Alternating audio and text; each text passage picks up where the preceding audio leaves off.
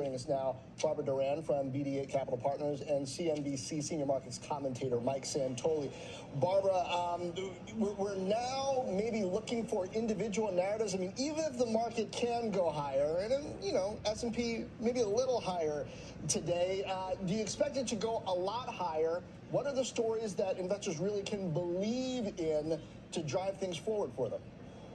John, this is a tough moment in the market because what you saw today, I mean, we've seen parabolic moves since the fourth quarter and a little bit of backing and filling as we started the new year. But of course, it's just taken off and been led by the same leadership as last year, the mega cap tech.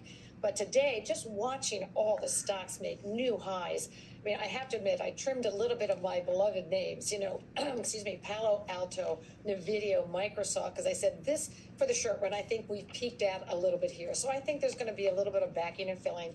You don't sell the names, you trim a bit, but this is still going to be the play. I mean, in my view, is the Fed is done hiking, but is not going to cut rates until sometime later this year, given the economic news, whether it's retail sales, jobs, wages, is just too strong. Plus, housing could start to, you start to see an increase with mortgage rates coming down, in housing activity. And of course, that has a big ripple effect. So that could be more growth, meaning the Fed does not need to cut rates anytime soon.